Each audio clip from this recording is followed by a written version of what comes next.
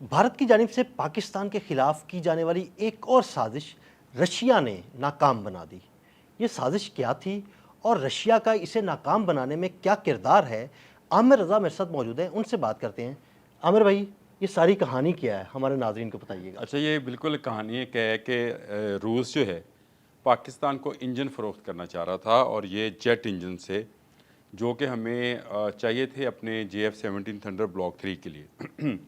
یہ وہ طاقتور انجن ہیں جو MiG-29 میں استعمال کرتا ہے رشیا، اسی فیملی کا، یعنی اسی فیملی کا ایکسپورٹ ورژن ہے، بہتر تھرسٹ کے ساتھ، بہتر رفتار اور بہتر وزن اٹھانے کی صلاحیت کے ساتھ۔ صحیح۔ یہ اس کا نام 93 RDMA ہے۔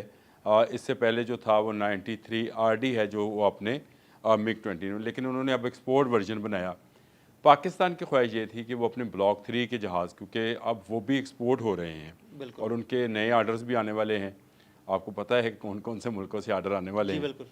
ان ملکوں سے آرڈر آنے تو پاکستان WS-13 جو کہ چائنیز انجن ہے، اس کی ریپلیسمنٹ کے طور پر اس کو دیکھ رہا تھا، رشین انجن کو، اور رشیا کو منع کر رہا تھا بھارت، کیونکہ بھارت اس کا پرانا الائے ہے، اور وہ چاہتا تھا کہ پاکستان کو یہ انجن دستیاب نہ ہو۔ پاکستان یہ چاہتا تھا کہ اس کے پاس چائنیز کے علاوہ بھی آپشن موجود رہیں۔ دیکھیں، یہ ہے اسٹریٹجی۔ بالکل، یہ آپ چاہے کچھ بھی کہیں، مطلب پاکستان کوئی دروازہ بند نہیں کر رہا، ہر ہم نے کیوں جگہ دروازہ پر بند بات کرنا ہے؟ کرتا ہے اور آپشنز اپنے کھلے رکھتا ہم ہے۔ نے کیوں دروازے بند کرنے ہیں؟ سیدھی بات تو یہ ہے کہ یہ انجن جو پاکستان رشیا سے خریدنا چاہتا ہے، یہ بہتر ایوانکس سسٹم جو ہیں ان کے ساتھ اٹیچ ہو جاتا ہے۔ اس کی رفتار بہتر ہے WS-13 سے، اس کے وزن اٹھانے کی صلاحیت میں نے آپ کو پہلے بتایا کہ آپ زیادہ لوڈ ڈال سکتے ہیں جہاز کے اوپر، یہ اس کی خاصیتیں ہیں، اور اس کو صرف رشیا جو ہے ایکسپورٹیبل ماڈل کے اندر بناتا ہے۔ صحیح۔ رشیا سے جہاز خریدتا ہے MiG-29، جس کے گاہک ہیں ایران ہے، بھارت ہے، لیکن پاکستان جہاز نہیں خرید رہا، پاکستان اس کا انجن کا ایکسپورٹ ورژن خرید رہا ہے، جو اس کے اپنے MiG-29 فیملی کے انجن سے بہتر کوالٹی کا ہے۔ صحیح۔ تو یہ پاکستان کے لیے ایک اچھی خبر ہے کہ پاکستان JF-17 تھنڈر کے لیے WS-13 کے علاوہ بھی ایک بہتر تھرسٹ کا انجن جو ہے اس کو حاصل کر رہا ہے، جس کی رفتار بھی بہتر ہے، وزن اٹھانے کی صلاحیت بھی بہتر ہے۔ اس سے ہمارا جہاز جو ہے مزید بہتر ہو جائے گا۔ اور بات رہی قیمت کی، تو چائنیز ماڈل جو ہے WS-13 وہ ذرا سستا ہے، یہ ذرا مہنگا ہے، لیکن ریلائیبل اس لیے ہے کہ ایک طویل عرصے سے جو MiG-29 ہے اس کے اندر یہ استعمال کیا جا رہا ہے، اور MiG-29 کوئی چھوٹا جہاز نہیں ہے۔ اس ایک انجن کے آنے سے، جس طرح سے آپ 5 اسٹار ہوٹل کا کہتے ہیں نا کہ اس کے 5 اسٹار کیوں کہا جاتا ہے، تو اس میں بہت ساری چیز دیکھی جاتی ہے، سروسز، اس کے کھانے، اس کی صفائی، اس کی باقی چیزیں، کمرے شمرے سب دیکھے جاتے ہیں۔ تو آپ کو ایک کمپلیٹ 4th جنریشن کے جہاز کے لیے بھی ایسی ہی ریکوائرمنٹ ہوتی ہے، اور ہمارا بلاک 3 جو ہے اس انجن کے آنے کے بعد جو ہے وہ 4th جنریشن کا جہاز بن جائے گا، اور بلاک 4 جو ہم بنانے جا رہے ہیں وہ بنے گا 5th جنریشن کا جہاز۔ تو پاکستان ایک سٹیپ JF-17 تھنڈر کو مزید آگے لے کے جا رہا ہے۔ اس سے ہماری ایکسپورٹ بہتر ہوگی، کیونکہ ایک ریلائیبل انجن جو ہے اس کے اندر نصب کیا جا رہا ہے۔ گو اس کی تکلیف امریکہ کو بھی ہے، لیکن سب سے زیادہ تکلیف جو ہے وہ بھارت کو ہے۔ بھارت ایک بڑا پرچیزر ہے MiG-29 کا، ہمیشہ سے اس کے فلیٹ کے اندر MiG سیریز کے جہاز جو ہیں وہ شامل رہے ہیں، کیونکہ رشیا کا وہ الائے رہا ہے۔ S-400 کا سب سے بڑا گاہک اس وقت دنیا میں جو ہے وہ بھارت ہے، اور بھارت ہی اس کو تباہ کرانے والا بھی ہے۔ اسی طرح سے وہ اس کا خیال تھا کہ وہ روس سے یہ کہے گا کہ یہ انجن آپ پاکستان کو نہ دیں، پاکستان کے پاس پھر ڈوئل قسم کی چیزیں ہو جائے گی، یعنی چائنیز بھی اور رشین بھی، اور وہ ٹیکنالوجی بھی آ جائے گی جو جدید ریڈار سسٹمز کو انٹیگریٹ کرنے میں کامیاب ہوئی۔ کل ہم نے ایک اس پر کیا بھی تھا KJ-500 کے اوپر، تو ان کے ساتھ بھی اس کو انٹیگریٹڈ کیا جا سکے گا بہتر فورس کے ساتھ۔ JF-17 تھنڈر فضاؤں میں اڑے گا تو دشمن کو تہہ بالا کرے گا۔ کس کے دشمن کو؟ بھارت کو، ہمسائے کو، بھارت کو۔ تو بھارت اس لیے چاہتا تھا کہ یہ معاہدہ نہ ہو۔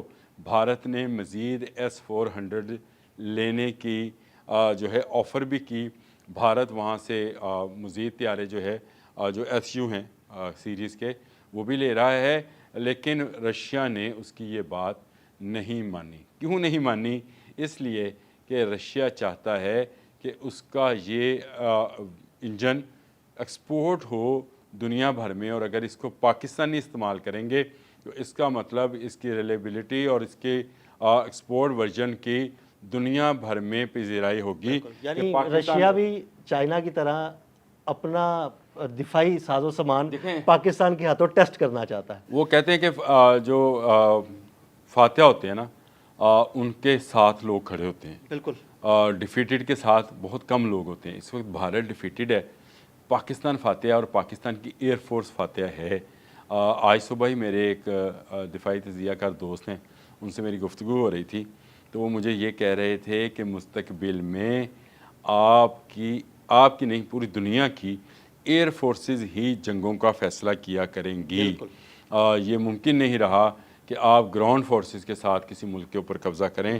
جس کی ایئر فورس جتنی مضبوط ہوگی اتنا وہ جو ہے کامیابی حاصل کرے گی۔ اور یہ دنیا کو پتہ چل گیا ہے کہ ہم نے ایک رن وے سے چاند کے رن وے، یعنی یہاں سے ہلا کے، یہ میں ان دوست کی تجزیہ بتا رہا ہوں، انہوں نے کہا کہ اب جنگ جو ہے یہی فورسز جو فضائی فورسز ہیں اس کو خلا میں لے کے جا رہی ہیں۔